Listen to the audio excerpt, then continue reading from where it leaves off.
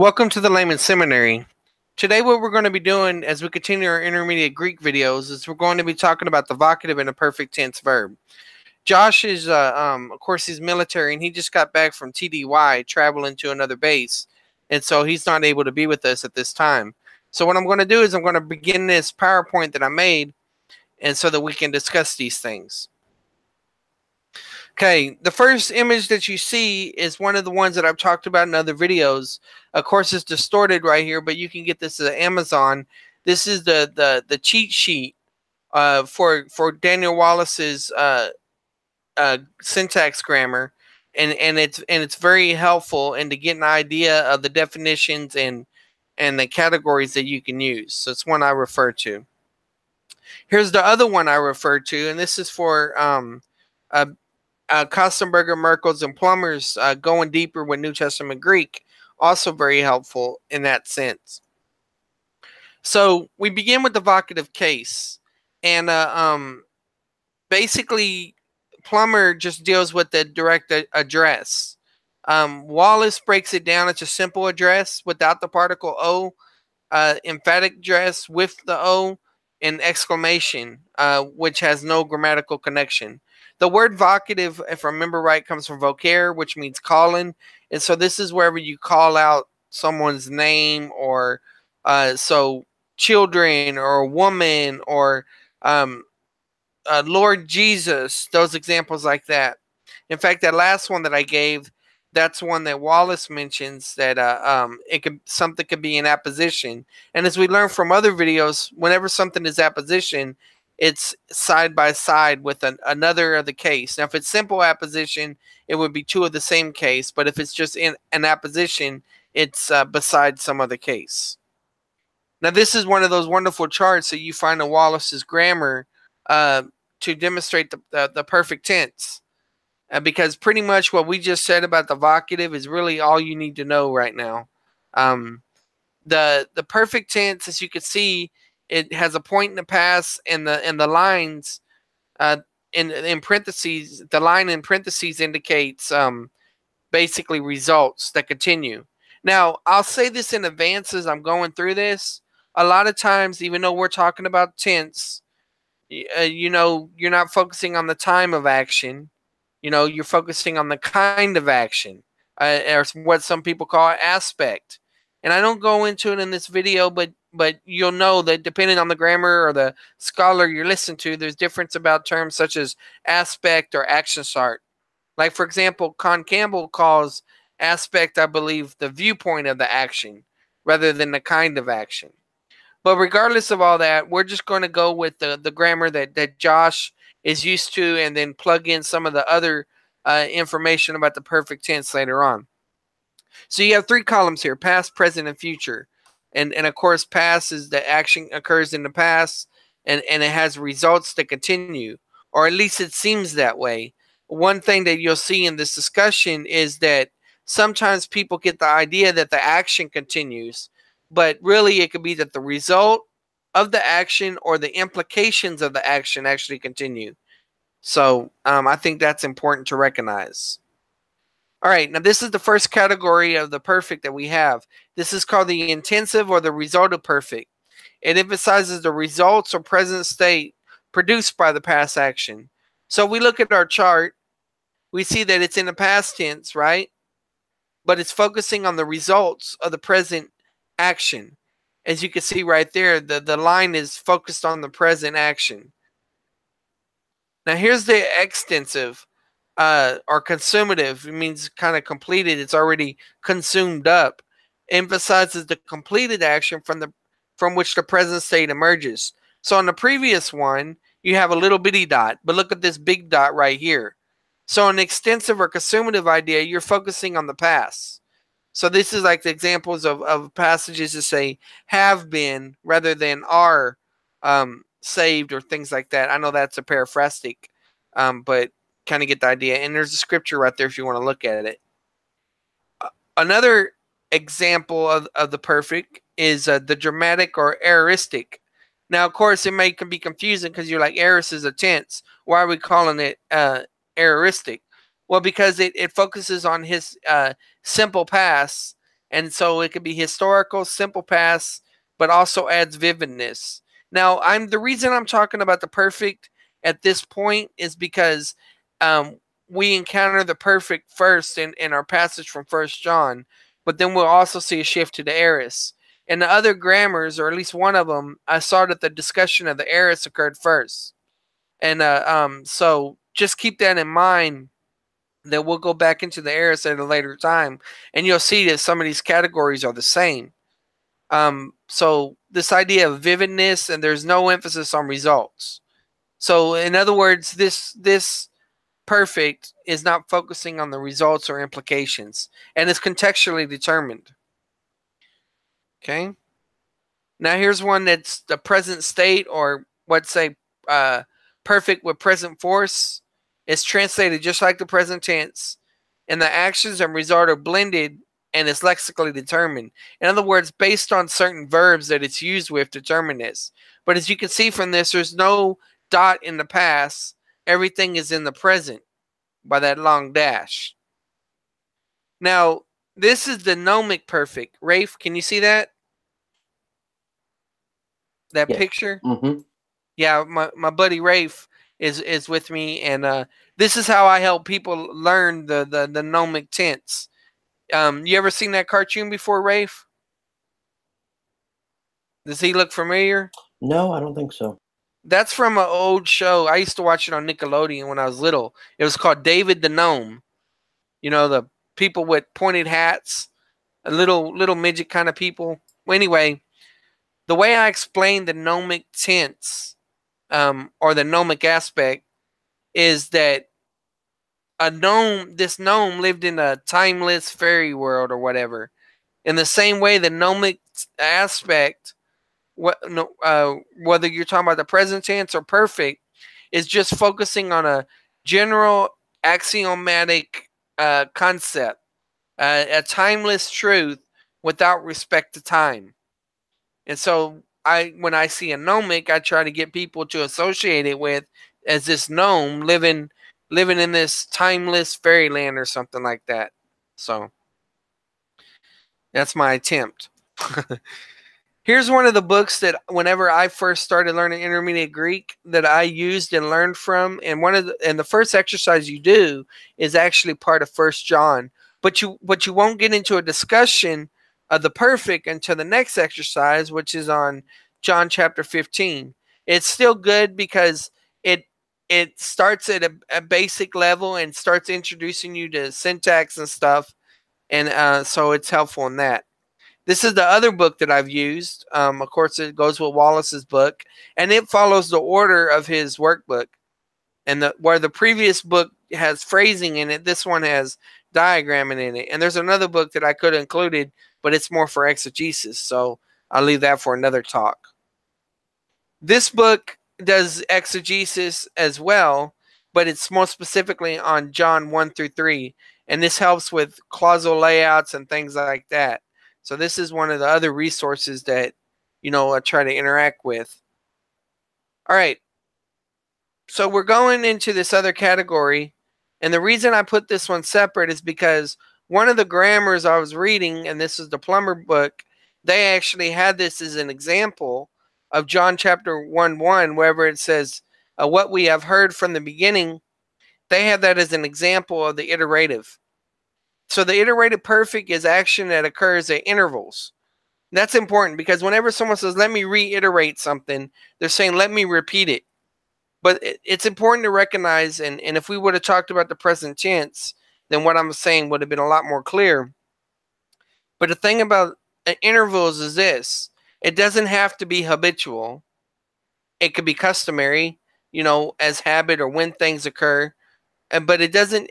Some people always emphasize that it means you constantly do it, you habitually do it, but the iterative is more of the idea of something occurring at intervals. How much time occurs between those intervals? That's up to context and things like that. And it's also described as a subdivision of the consumative, which is kind of interesting, that idea, because that almost kind of puts it as if the action's already occurred. But let's look at what the comment says here. The state of affairs in which the disciples were in the very presence of the Lord occurred at repeated intervals for a period of 3.5 years. So, in other words, we have this passage about that which we've heard, what we have seen. And so these are, according to this grammar, taken as iterative perfects. In other words, they didn't just hear Jesus Christ at once. They didn't just hear him one time, but it was over an interval of 3.5 years. And so Jesus didn't always teach. You could say, well, he taught by example and he taught by the way he lived. And they didn't always handle them. I mean, they weren't touching them all the time, you know. So I could see why they might focus on the idea of the interval maybe going on here rather than some of the other options that we have. Speaking of other options, uh, in the Bateman's book that I showed you a while ago, it asks questions about how would you translate it if this was this way. Well, if it was intensive, I would say that it's what is being heard, because that would focus on the present results. Um, and like I said, I'm not saying the action is occurring at the same time, but rather the implications are. Extensive would have been what has been heard in the past. Um, and so the extensive, like it was saying, is a subdivision of the consumative because it focuses on the past, but it's also bringing in that nuance of the interval between it. In other words, it didn't just happen once in the past, it happened at various points in time. The aoristic is way I wrote it is what has been historically heard, and it's vividly or dramatic. Now, when we hear that, we're like, well, of course, this passage is focusing on history because it's talking about what we've heard in past and heard and seen and all of that, which refers to Jesus' public ministry or his message during that time as well.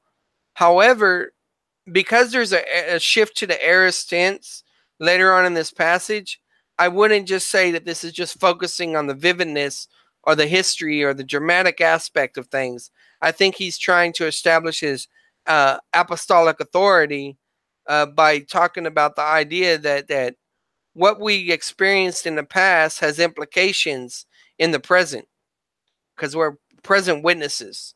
And the only reason I'm bringing in that present witnesses later on, that it does shift to the present tense.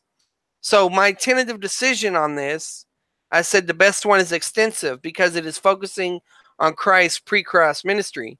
While it's true that there are lingering results, it's not for the later. If not for the later shift to the aorist, I'd place all force in extensive.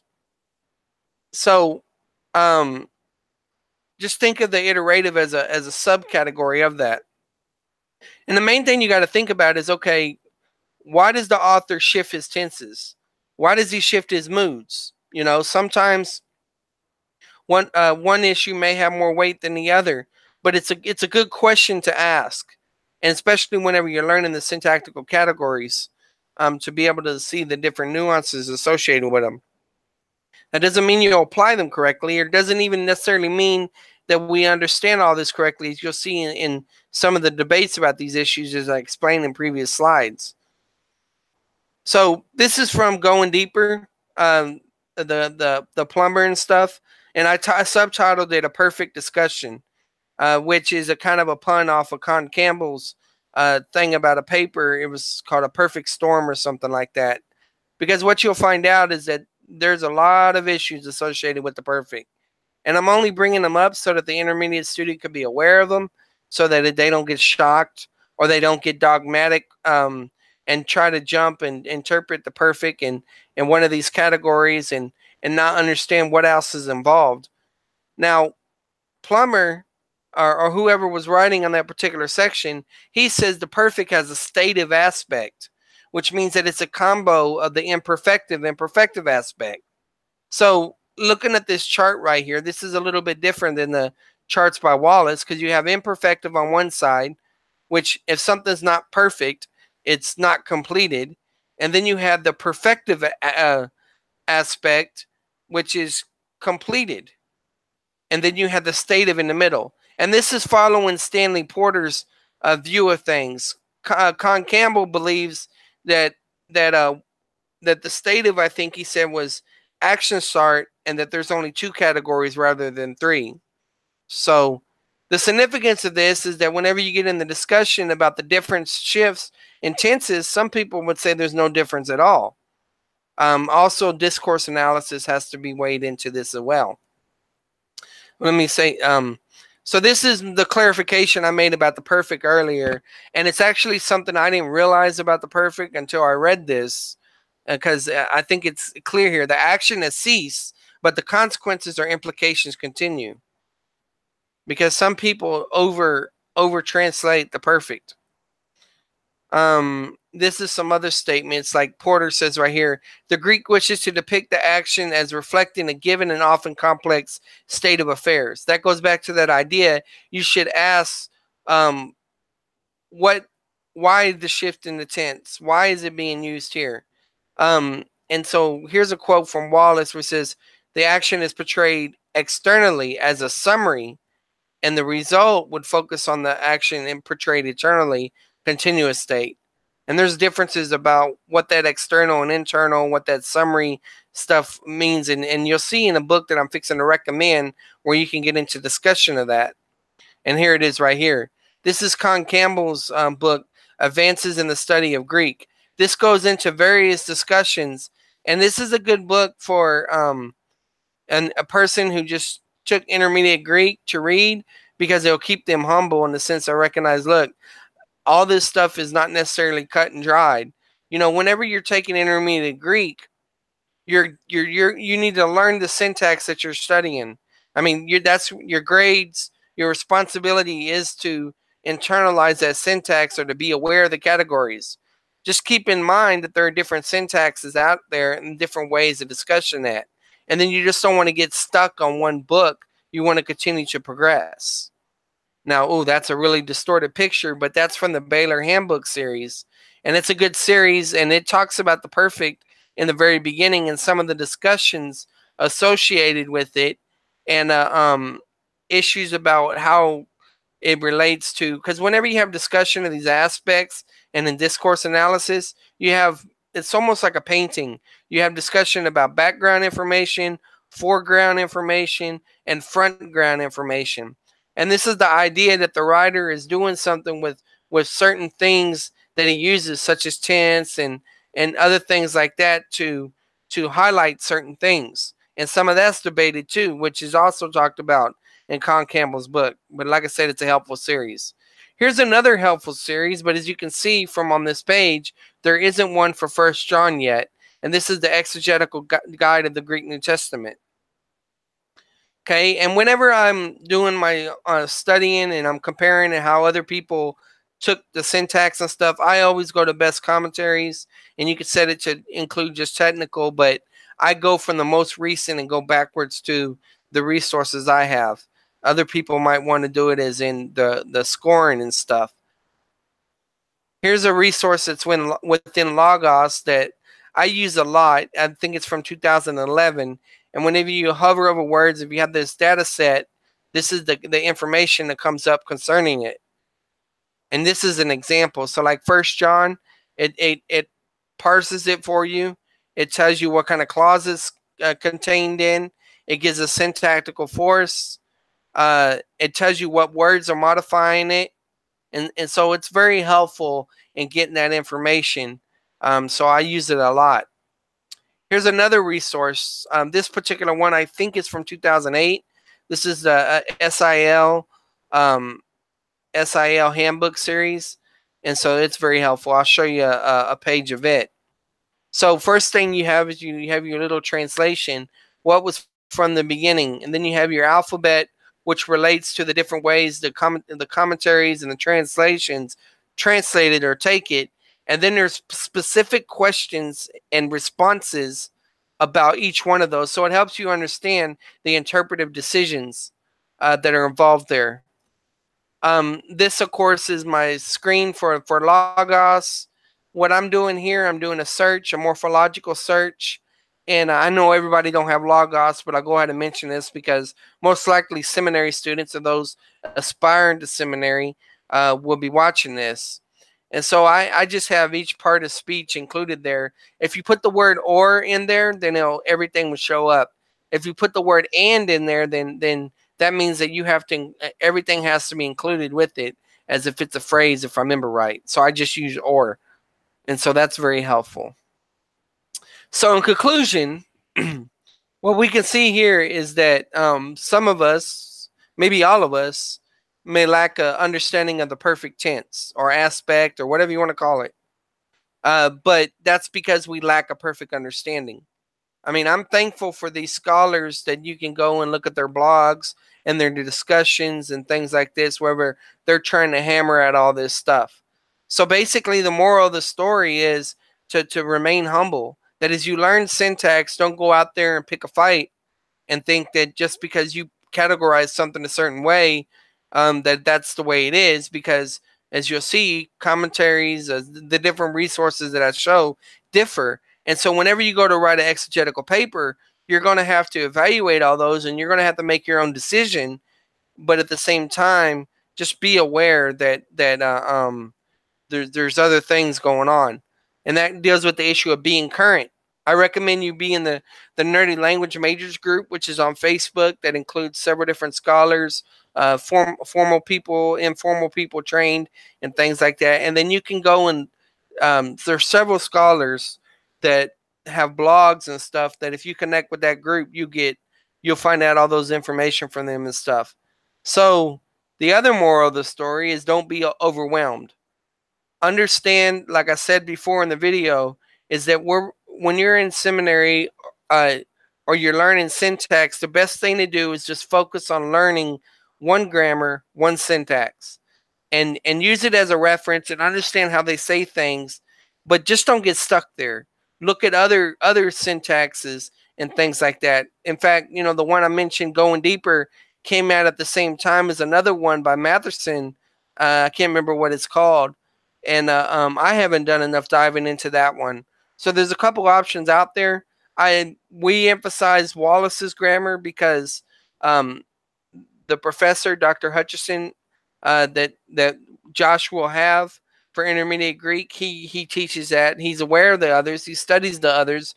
I've had discussion with them on the others, but Wallace is the one that he uses, and that may change for next semester.